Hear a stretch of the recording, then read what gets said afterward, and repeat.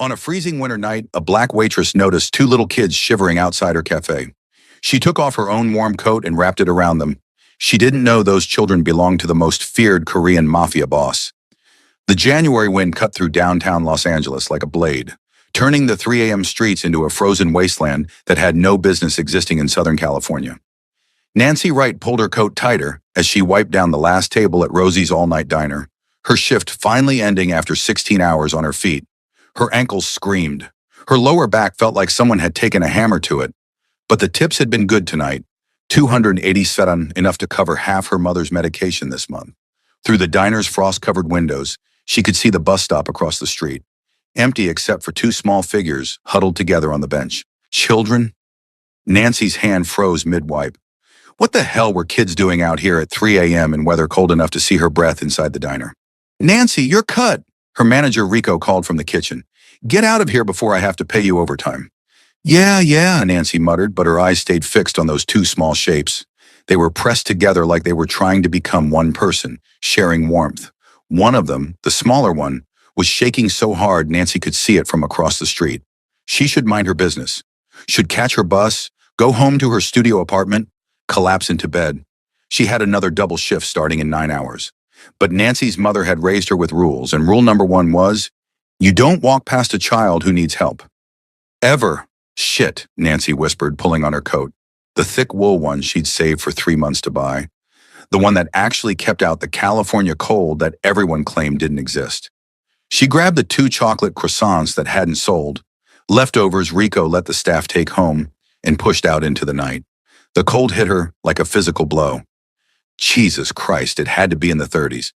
She crossed the empty street, boots crunching on ice that had formed in the gutter, and got her first clear look at the children. Korean, both of them, boys. One looked maybe 7, with serious dark eyes and his arm wrapped protectively around the smaller one, who couldn't be more than 5. They wore expensive-looking clothes, designer jackets that probably cost more than Nancy made in a month. But they were soaked through like they'd been caught in the earlier rain and never dried. The smaller boy's lips had a blue tinge that made Nancy's heart clench. "Hey, sweethearts," Nancy said softly, crouching down to their level.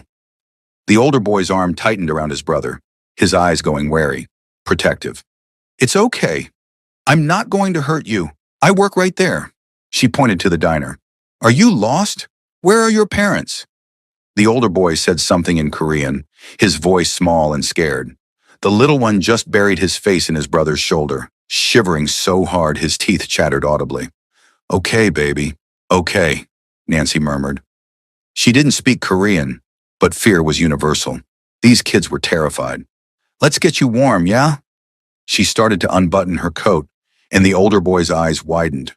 He shook his head frantically, saying something rapid in Korean that Nancy couldn't understand but whose meaning was clear. "No, we can't take that." "Sweetheart, you're freezing," Nancy said gently. "Both of you are. I've got a sweater on, see? I'll be fine. But your brother..." She looked at the smaller boy, at the blue-tinged lips and the violent shivering. "He needs to get warm. Please, let me help." The older boy hesitated, torn between pride and fear and the undeniable reality that his brother was in trouble. Finally, he nodded, just barely. Nancy wrapped her coat around both of them, the thick wool swallowing their small bodies. The smaller boy made a small sound of relief as the warmth hit him. "There we go," Nancy said, pulling out the croissants. "You hungry?" The older boy took them with trembling hands, immediately breaking off pieces and feeding them to his brother first, making sure the little one ate before taking a bite himself. He watched Nancy with those serious, 2 old eyes. "What are your names?" "Lee," the older boy said carefully, his English heavily accented. "My brother is Kim. We are waiting for our father." "At 3 a.m.? Nancy tried to keep the judgment out of her voice. "How long have you been waiting, Lee?" He looked down. Since the sun went away. Since sunset. These babies had been out here for maybe 8 hours, in the freezing cold, soaking wet. Nancy felt rage building in her chest, at whatever parent could leave their children like this, at a world where this could happen, at her own helplessness in the face of it. "Okay," she said, making a decision. "Okay, Lee, here's what we're going to do. We're going to go inside the diner where it's warm, and we're going to call someone to help find your dad. Does he have a phone?" Yes, but Lee's face crumpled slightly. He said to wait here. He said he would come back. If we leave, he won't find us. The loyalty in his voice broke Nancy's heart. This little boy, freezing and scared, still trying to follow his father's instructions, still believing Dad would come back. Your dad would want you to be safe and warm, Nancy said firmly. And I promise, I swear to you, Lee, we'll make sure he knows where you are. But we can't stay out here. Kim needs to warm up. Look at him. Lee looked at his brother, really looked, and Nancy saw the moment fear won over obedience. Kim had stopped shivering, which was worse than the shaking. Nancy had grown up in Michigan before moving to LA. She knew that when you stopped shivering in the cold, you were in serious trouble. Okay, Lee whispered. Okay, we go. Nancy scooped up Kim. The little boy was light as a bird, worryingly so, and took Lee's hand. They crossed back to the diner, and Nancy pushed through the door to find Rico about to lock up. Nancy, what the? Rico stopped, taking in the scene. Nancy in just her sweater, shaking from cold. The two small Korean children, one barely conscious in her arms. Jesus Christ. Call 911, Nancy said. This one's hypothermic, and we need to find their father. Name's Lee. What's your last name? Park, the boy said quietly. Park Lee. My brother is Park Kim. Our father is Park Hae-jun. The name meant nothing to Nancy, but Rico's face went pale. Park Hae-jun. Are you sure, kid? Yes, Lee said, confusion crossing his features. You know my father? Rico met Nancy's eyes over the children's heads, and something in his expression sent ice down her spine. Nancy, outside, now. I'm not leaving them. Maria, Rico called to the overnight cook. Get these kids some hot chocolate. Warm blankets from the back. Now. Then he grabbed Nancy's arm and pulled her toward the door. You too. We need to talk. Outside, with the children safely inside and visible through the window, Rico turned to Nancy with an expression she'd never seen on his usually jovial face. Fear. Nancy, listen to me very carefully. Park Hae-jun is not just some deadbeat dad who forgot his kids. He runs the Baek Do-pa, the Korean Mafia in LA. He's one of the most dangerous men in the city. Nancy's world tilted. What? Those kids in there? They're not just lost. Something went wrong. Something big, because Park Hae-jun doesn't forget his children. Everyone knows he's ruthless as hell in business, but his kids are his world. If they've been out here for 8 hours, Rico ran a hand through his hair. Something's very wrong. So we call the police, Nancy said. But Rico was already shaking his head. You call the cops on Park Hae-jun's kids, and when he finds out, and he will find out, he's going to want to know why. He's going to investigate. And Nancy, you're a black woman who just took his kids. Do you understand what I'm saying? I didn't take them. I helped them. You think he's going to see the difference? You think his people are going to care about your good intentions when they find out his sons were in your possession? Rico's voice was rising with panic. These organizations, they don't think like normal people. They see threats everywhere.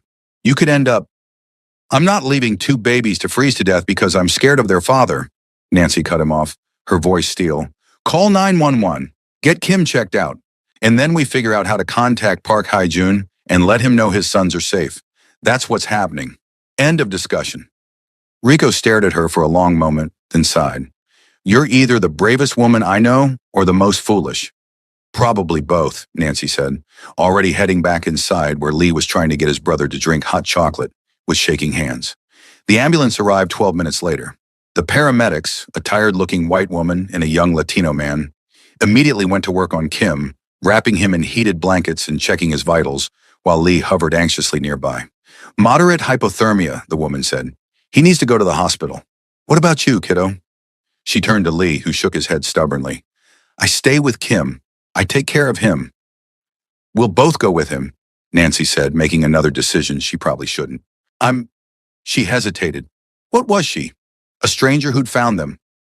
I'm looking after them until we can reach their father.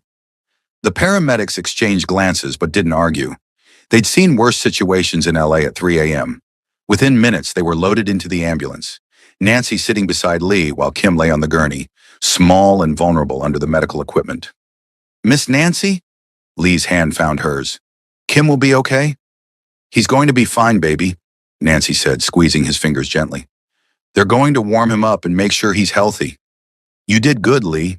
You kept him safe until help came. I tried, Lee whispered, and Nancy saw tears tracking down his cheeks for the first time. I tried to keep him warm, but my jacket was wet and he kept shaking, and I didn't know what to do. You did everything right, Nancy said firmly, pulling the little boy against her side. You stayed with him. You didn't leave him alone. That's what mattered. Your dad is going to be so proud of you.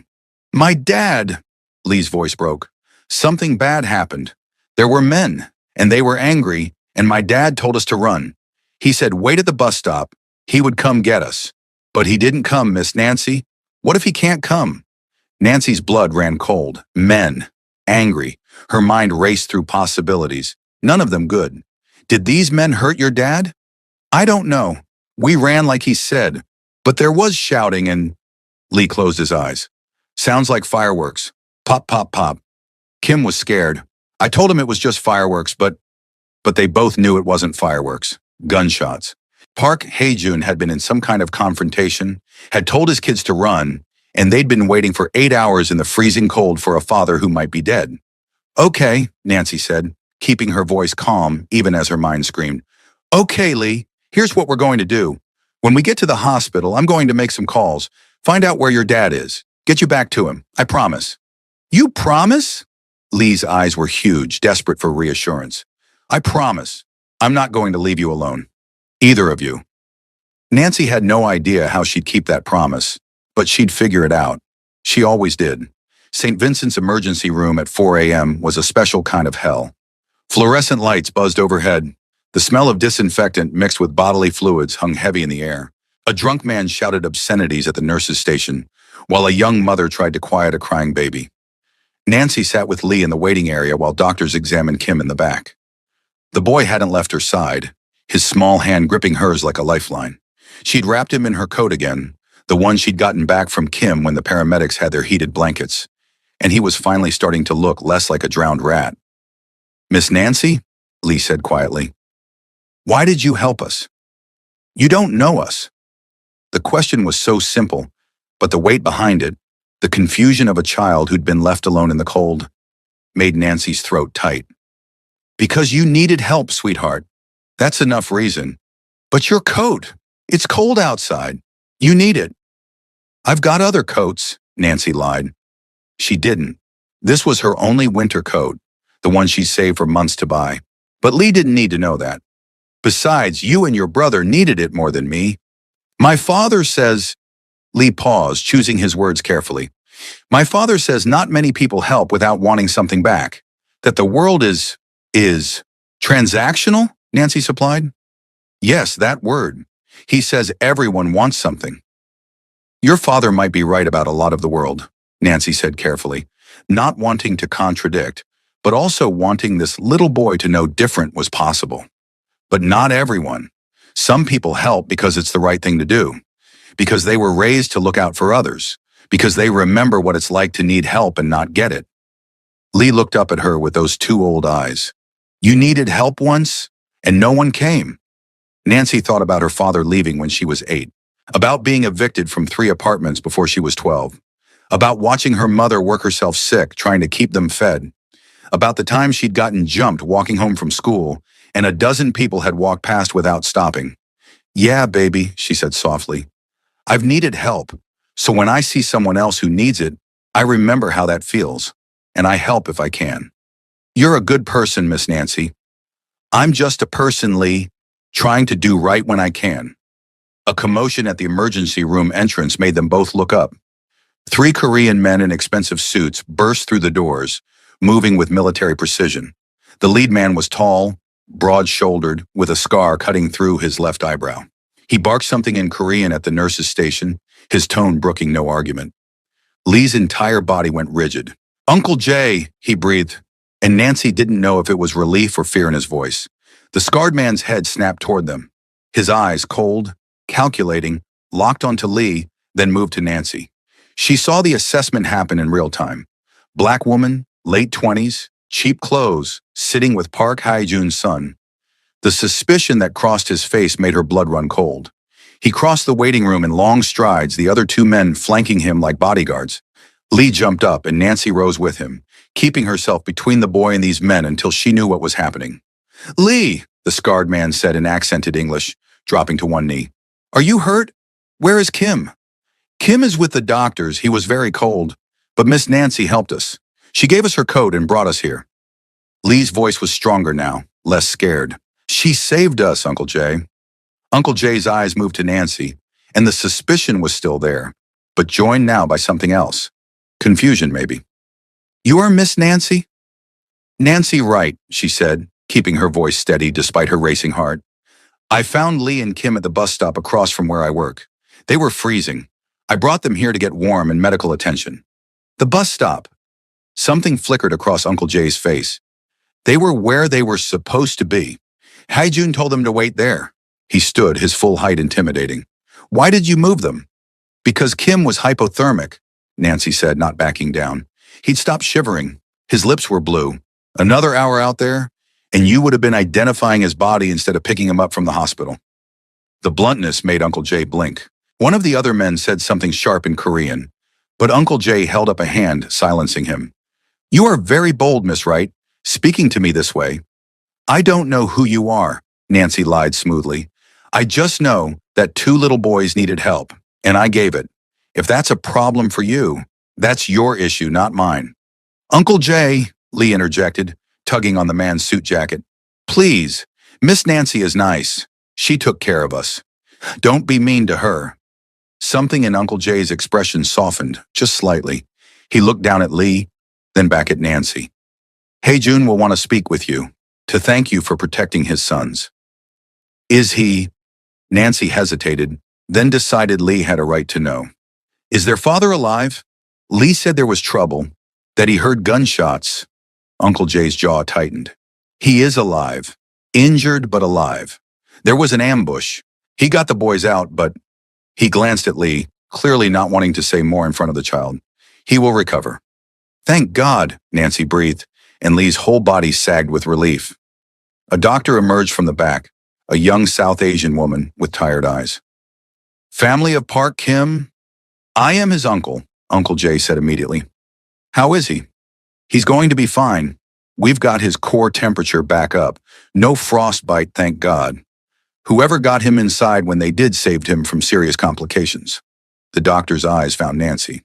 "That was you?" "Yes, ma'am." "Good work. Another hour and we'd be having a different conversation. He can go home, but he needs to stay warm and hydrated. I want to see him back here in 3 days for a follow-up." She handed Uncle Jay a packet of discharge papers. "Can I see him?" Lee asked, looking between the doctor and Uncle Jay. "Of course, sweetheart," the doctor said. "Come on back. He's been asking for you." Lee started to follow, then stopped. He turned back to Nancy and, before she could react, threw his arms around her waist. "Thank you, Miss Nancy, for everything." Nancy's eyes burned as she hugged him back. "You're welcome, baby. You take care of your brother, okay?" "I will." Lee pulled back, grabbed her hand, and looked up at Uncle Jay. "Miss Nancy has to come too. Kim will want to thank her." Uncle Jay looked like he wanted to argue, but Lee's expression was stubborn. "Very well, Miss Wright, if you would accompany us." They moved through the emergency room corridors, the 2 other men staying close. Nancy felt hyper-aware of everything. The weight of their attention, the way other people moved out of their path, the quiet menace these men carried like cologne. Kim was in a small room, propped up in a hospital bed that made him look even tinier. His color was better, no more blue tinge to his lips, but he looked exhausted. When he saw Lee, his face lit up. "Hyung!" He reached out, and Lee rushed forward, climbing carefully onto the bed to hug his brother. They spoke rapidly in Korean, Kim's voice still weak but animated. Then Kim looked past Lee and saw Nancy. His eyes widened, and he said something in Korean, pointing at her. Lee nodded, speaking in their language, and Kim's face transformed with joy.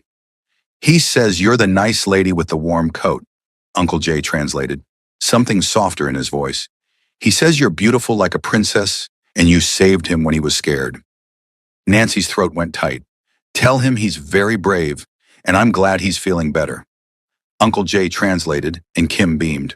Then the little boy looked at her coat, the one still wrapped around Lee, and his expression fell. He said something that sounded distressed. "He's worried you're cold without your coat," Uncle Jay said. "He wants to give it back, but Lee won't let him take it off." Lee needs it more right now, Nancy said gently. But tell him thank you for thinking of me. That's very sweet. More translation. Kim looked thoughtful, then said something else. Uncle Jay's eyebrows rose. What did he say? Nancy asked. He said... Uncle Jay paused, something almost like amusement crossing his face. He said when his father comes, he will buy you 10 coats, 100 coats, all the coats in the world, because you gave yours to strangers, and that makes you a hero. Nancy laughed, the sound startling in the sterile hospital room. Tell him 1 coat is plenty, and I don't need payment. I'm just happy he's safe. But as Uncle Jay translated, Nancy saw something shift in his expression.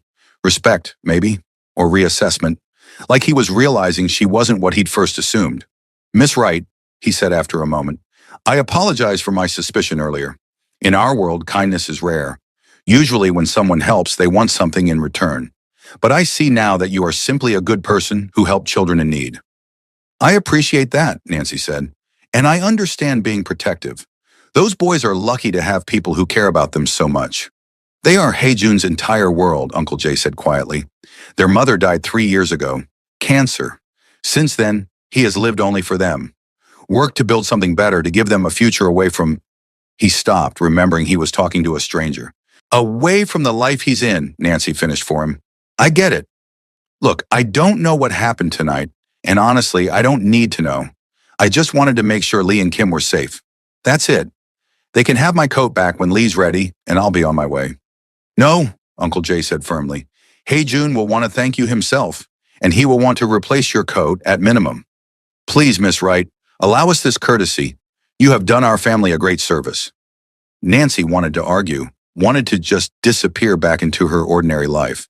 But Lee and Kim were both looking at her with such hope, such trust, that she couldn't say no. Okay, she said finally, but I need to call my job. I'm supposed to be back in 5 hours. We will handle it, Uncle Jay said. Which diner do you work at? Rosie's all night on 7th and Broadway. Uncle Jay said something in Korean to one of his men, who immediately pulled out his phone. Consider it handled. Your shift will be covered, with pay. You can't just... Miss Wright, you saved Park Hae-jun's sons. There is very little we cannot do for you now. The words weren't a boast, just a statement of fact. Please, sit, rest. The boys enjoy your company, and Hae-jun should be out of surgery soon. Surgery? Nancy's stomach dropped. I thought you said he was okay. He will be, Uncle Jay said, but he took 3 bullets protecting his sons. He needs time to heal. Nancy ended up spending the next 4 hours in that hospital room, watching over Lee and Kim while they drifted in and out of sleep. Uncle Jay and his men rotated shifts in the hallway, always one of them visible through the door window. Hospital staff came and went, but Nancy noticed they were all deferential, careful. Word had clearly spread about who these children belonged to. Around 7 a.m., a nurse brought breakfast, not the usual hospital fare, but actual food from somewhere fancy. Fruit, pastries, coffee that didn't taste like battery acid. Compliments of the Park family, she said, not quite meeting Nancy's eyes. Nancy was picking at a croissant when her phone buzzed. Her mother. Baby girl, where are you? You didn't come home last night. I'm fine, Mama. Just something came up at work. I'm helping out with a situation. What kind of situation? Nancy Gabriel Wright, you better not be in trouble. I'm not in trouble. I helped some kids who were in a bad spot, and now I'm making sure they're okay. That's all. You and your soft heart, her mother sighed, always picking up strays. You remember what I told you about. Taking care of others, but not forgetting to take care of myself. I know, Mama. I'm fine, I promise. They talked for a few more minutes, Nancy carefully editing out details about Korean Mafia bosses and hypothermia, and the fact that she was sitting in a hospital room guarded by men who probably had guns under their suit jackets. When she hung up, Kim was awake, watching her with those big dark eyes. Your mama? He asked in careful English. Yeah, baby, my mama. She was checking on me. She loves you, Kim said matter-of-factly, like my papa loves us. That's right, Nancy said softly. Mamas and papas love their babies. Our mama's in heaven, Kim said, no sadness in his voice, just stating a fact. But Papa says she watches us from there, and she would like you, Miss Nancy, because you're kind. I wish I could have met her, Nancy said, her heart aching for these little boys who'd lost so much.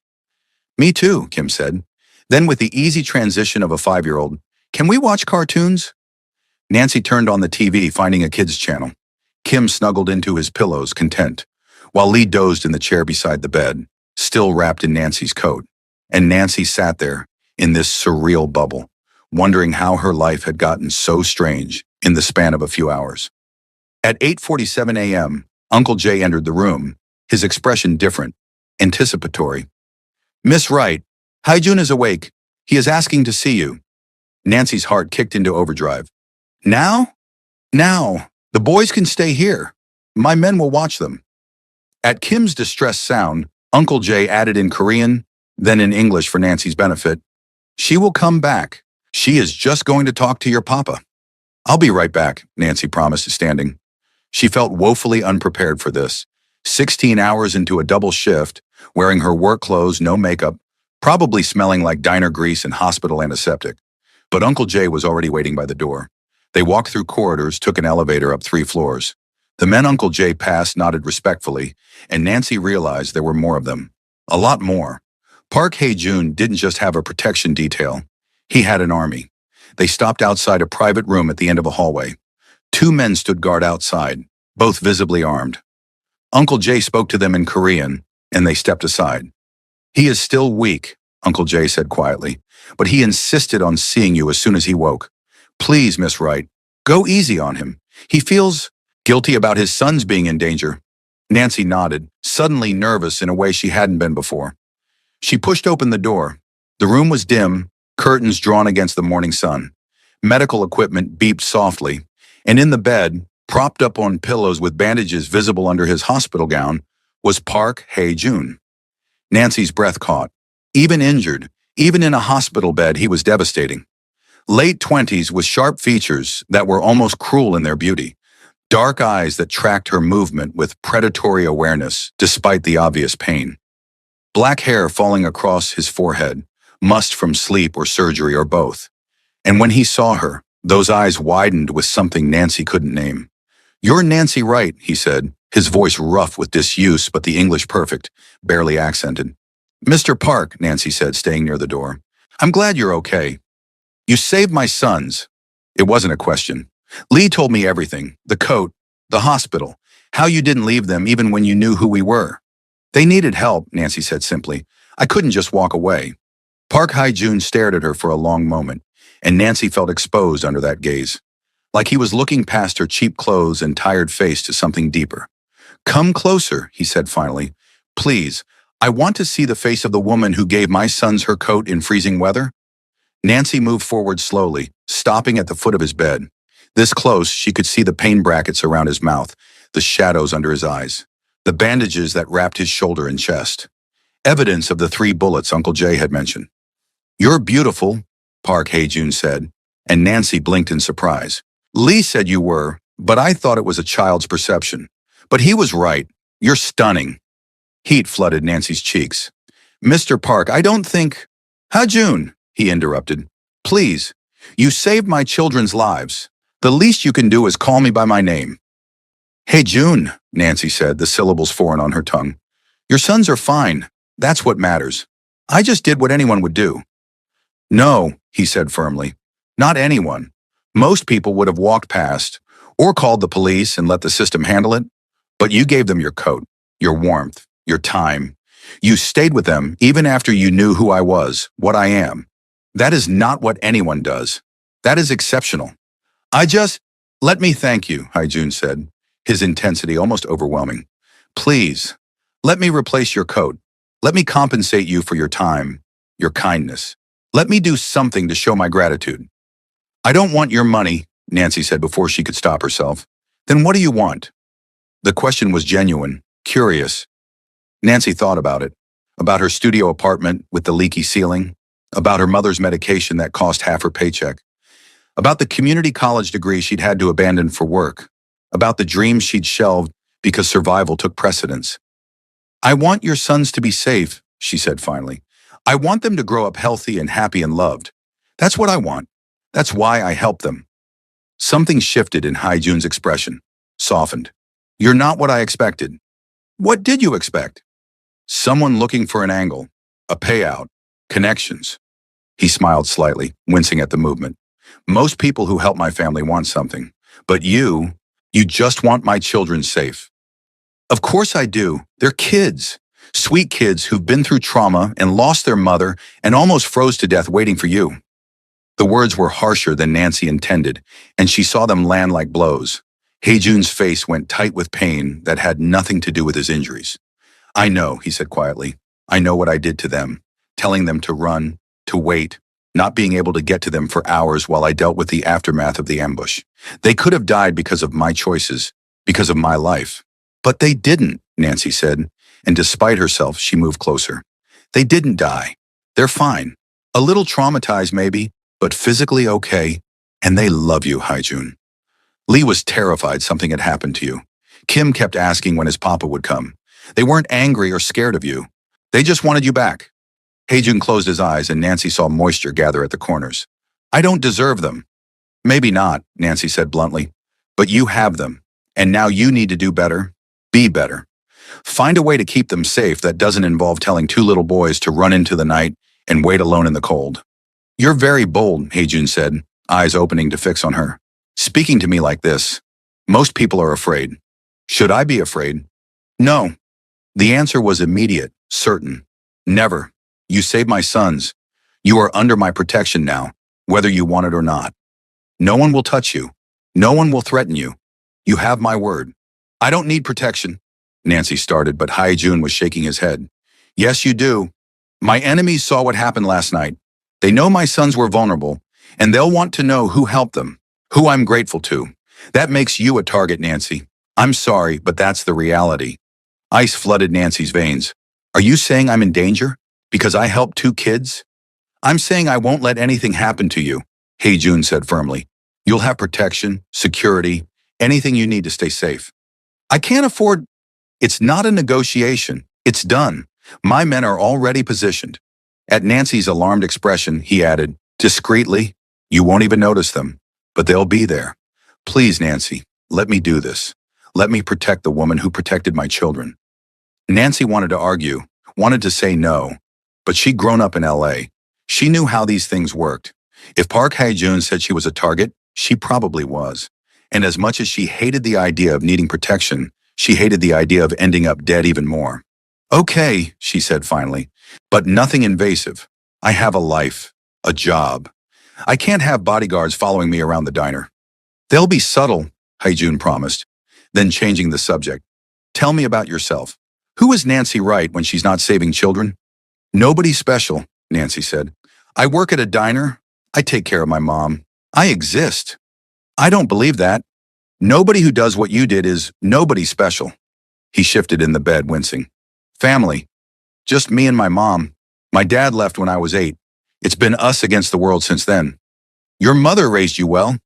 She did her best, worked 3 jobs to keep us fed and housed, taught me to look out for people who need help, to never walk past someone in trouble. Nancy smiled slightly. That's why I couldn't leave Lee and Kim. My mama would have killed me if I had. I would like to meet her, Hae-jun said, to thank her for raising a daughter who saved my sons. Mr. Park Hae-jun, you don't need to. I want to, he interrupted. Nancy, you need to understand something. In my world, loyalty is everything. Family is everything. You protected my family when I couldn't. That creates a bond, a debt that can't be paid with money or gifts. It requires relationship, understanding, trust. I don't understand. I'm saying that I want you in our lives, not as an obligation, not as someone I owe, but as someone important. Someone the boys clearly trust and care about. Someone He paused, something flickering across his face. Someone I want to know better. Nancy's heart kicked into overdrive. You don't even know me. I know you gave freezing children your only coat. I know you stayed with them when you could have walked away. I know you're brave enough to lecture me about my parenting while I'm lying in a hospital bed with 3 bullet wounds. That's enough to know I want more. This is crazy, Nancy whispered. My life is crazy, Hae-jun said. But it's my life, and I'm inviting you into it. If you want. No pressure, no obligations, just possibility. Before Nancy could respond, the door burst open. Lee and Kim rushed in, Uncle Jay right behind them looking apologetic. I told them to wait, but they insisted. Papa! Kim launched himself at the bed, and Haijun caught him despite the obvious pain it caused. Lee was more careful, climbing up to sit beside his father. My boys, Haijun murmured in Korean, pulling them close. Nancy saw tears on his face now, unashamed. My brave, strong boys. I'm so sorry. So sorry I left you alone. Miss Nancy found us, Kim said in English, clearly wanting her to understand. She gave us her coat and food and made us warm. Papa, she's a hero like in my movies. She is, Haejun agreed, his eyes finding Nancy over his sons' heads. A true hero. Nancy felt tears prick her own eyes at the scene. This dangerous man holding his children like they were the most precious things in the world. These little boys who'd been through so much still full of love and trust. I should go, Nancy said quietly. Let you have time with your sons. No, both boys protested simultaneously. Kim reached out and Nancy found herself pulled into the strange family tableau, sitting on the edge of the hospital bed with Lee's hand in hers.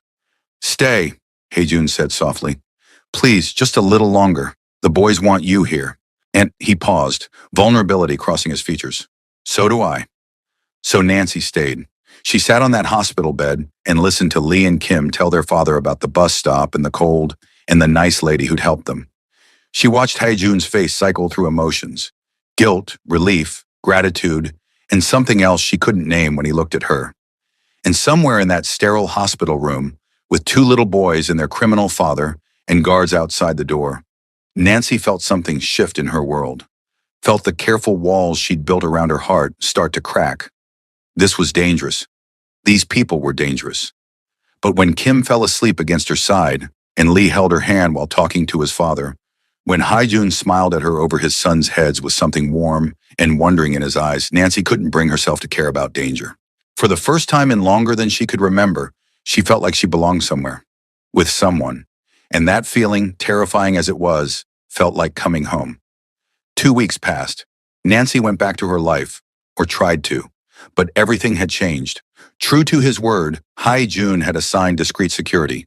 She never saw them, but she felt their presence. The drunk who used to harass her on her walk home suddenly disappeared. The group of men who'd catcalled her every night at the bus stop stopped showing up. Her neighborhood, rough on the best days, felt somehow safer. The coat appeared 3 days after the hospital. Not one coat, 10, delivered to her apartment by a polite young Korean man who bowed and disappeared before she could protest. Wool, cashmere, down-filled parkas. Every coat beautiful and expensive and completely inappropriate for LA's mild winters, except for maybe 2 weeks a year. The note was handwritten in elegant script. You gave us your only coat. Please accept these with our gratitude. The boys insist you have options. HJ. Then the flowers started. Every 3 days, a new arrangement at the diner. Nothing ostentatious, nothing that screamed mob money, just beautiful, thoughtful bouquets with notes in that same elegant handwriting. The boys ask about you daily. They miss their hero. Kim drew you a picture. Lee insists I'm not doing enough to thank you. They're right. I'm healing slowly. The doctors say I can leave the hospital next week. The boys have planned a celebration. They hope you'll attend. Nancy tried to keep her distance, tried to treat this like what it should be, a good deed done, gratitude expressed, everyone moving on with their lives. But her treacherous heart had other ideas. She thought about Haejun constantly, about the way he'd looked at her in that hospital room, about his voice saying, I want to know you better, about the vulnerability in his eyes when he'd held his sons and cried. Her co-workers noticed the changes, the flowers, the way certain rough customers suddenly stopped coming in, the expensive car that sometimes idled across the street during her shifts. Nancy's got a sugar daddy, one of the other waitresses, Jennifer, sing-songed one night. I do not, Nancy shot back, but her cheeks burned. Then what do you call sending flowers and paying for private security? Rico asked, leaning against the counter. Because that's what's happening, isn't it? Park Hae-jun is courting you. He's grateful I helped his kids, that's all. Honey, Rico said gently, I've lived in this neighborhood my whole life. I know how these men operate. Gratitude is a fruit basket and a thank you card. What he's doing? That's interest, real interest. And you need to decide how you feel about that. Nancy didn't know how she felt. Terrified. intrigued, drawn to Jun in a way that made no logical sense. They'd barely spoken. He was a criminal, a single father, a man whose world was violence and danger. But he was also someone who loved his sons fiercely, who wrote thoughtful notes and remembered details, who'd looked at her like she was precious. And God help her, Nancy wanted more of that feeling. The decision was made for her on a rainy Tuesday night. Nancy was closing up the diner when the door chimed. She looked up, ready to say they were closed, and the words died in her throat. Park Hae-jun stood in the doorway, rain dripping from an expensive black coat. He looked better than he had in the hospital, color back in his face, moving without the careful stiffness of injury. But his eyes held the same intensity, the same heat that had made her heart race 2 weeks ago. "Nancy," he said, and just her name in his voice made her shiver.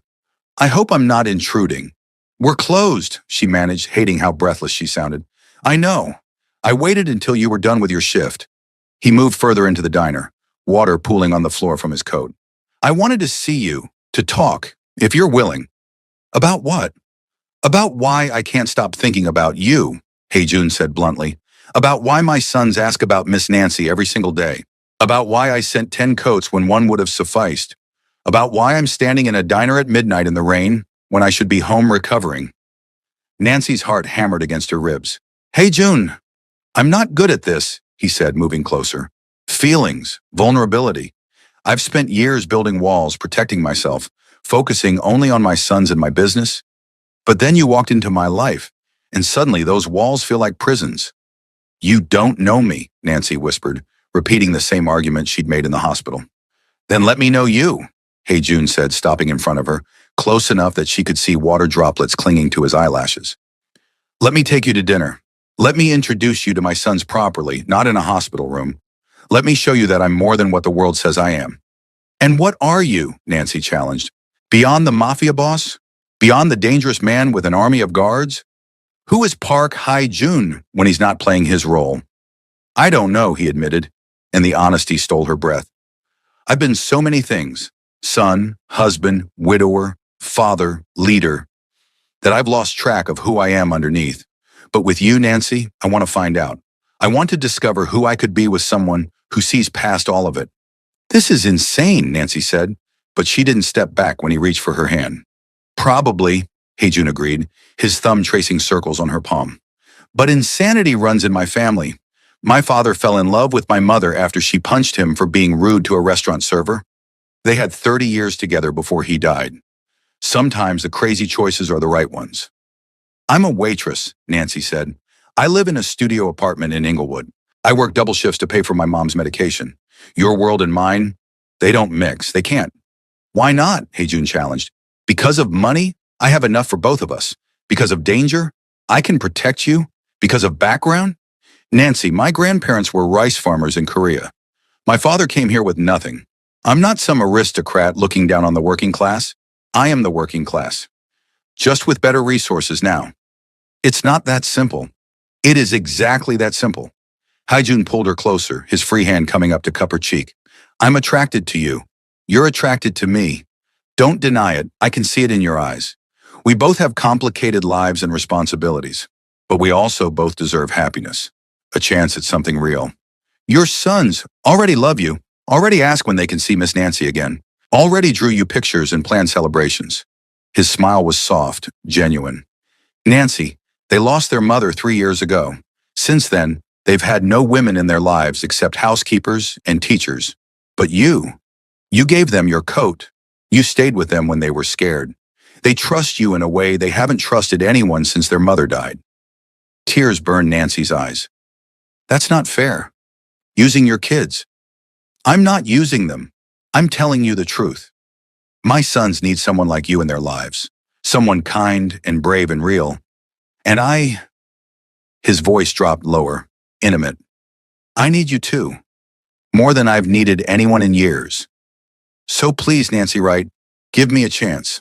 One date, one conversation, one opportunity to prove that this crazy thing between us could be something beautiful." Nancy looked into his eyes and saw everything she'd been afraid to want. Connection, passion, the possibility of mattering to someone, of being chosen not despite who she was, but because of it. One date, she heard herself say. But hi, June, if this goes wrong, if your world ends up hurting me or my mom, I will never forgive you. Fair enough, he said, and his smile was like sunrise. I'll pick you up Saturday at 7. Wear something comfortable. I'm taking you somewhere special. He leaned down and Nancy's breath caught, thinking he was going to kiss her. Instead, he pressed his lips to her forehead, a gesture so tender it made her chest ache. Thank you, he murmured against her skin, for saving my sons, for giving me a chance, for being brave enough to let me in. Then he was gone, disappearing into the rain, leaving Nancy alone in the empty diner with her racing heart and trembling hands and the certainty that her life would never be the same. Saturday came too fast and not fast enough. Nancy changed clothes 4 times, settling finally on jeans and a soft purple sweater that brought out the warm tones in her dark skin. Comfortable, like he'd said, but still nice, still showing she cared. He arrived exactly at 7, driving a sleek black sedan that was expensive but not ostentatious. When Nancy opened her apartment door, her breath caught. He wore dark jeans and a charcoal sweater, casual but devastating. His eyes swept over her, and heat flared in their depths. You're beautiful, he said simply. Are you ready? Where are we going? You'll see. He offered his hand and Nancy took it, letting him lead her down to the car. He opened her door, waited until she was settled, then went around to the driver's side. They drove through LA in comfortable silence, Nancy watching the city lights blur past. Finally, curiosity won. You're not going to tell me where we're going? We're almost there. Hi, June smiled slightly. Patience, Nancy. 10 minutes later, they pulled up to a modest house in Koreatown. Warm light spilled from the windows, and Nancy could see small figures moving inside. Is this? My home, June confirmed. I wanted you to see where I live, where my sons live. The real me, not the myth. He turned to face her, suddenly vulnerable. And I wanted them to see you again. They've been asking for weeks. If you're not comfortable, I want to meet them, Nancy said, surprised by how much she meant it. Properly this time. The front door flew open before they were halfway up the walk. Lee and Kim came tumbling out, both boys shouting, Miss Nancy, and launching themselves at her. Nancy laughed, going to her knees to catch them both. Hi, babies, she said, hugging them close. I missed you too. We missed you so much, Lee said in careful English. We drew you pictures and made you cookies, and Papa said you were coming, but I didn't believe until I saw you. I'm here, Nancy said, touched by their enthusiasm. Show me these pictures? They dragged her inside, chattering in a mix of Korean and English. The house was warm and lived in, toys scattered across the floor, children's artwork on the walls. Nothing like Nancy had expected from a mob boss's home. This was a family space, filled with love and life. Dinner was Korean food, Haejun had cooked, which surprised her, and chaotic and perfect. The boys showed her their rooms, their favorite toys, the tree fort their father had built in the backyard. Haejun watched it all with soft eyes, occasionally translating when the boys got too excited and reverted fully to Korean. After dinner, after the boys were bathed and in pajamas, they insisted on a bedtime story. Miss Nancy has to read it, Kim declared. In English, so we practiced.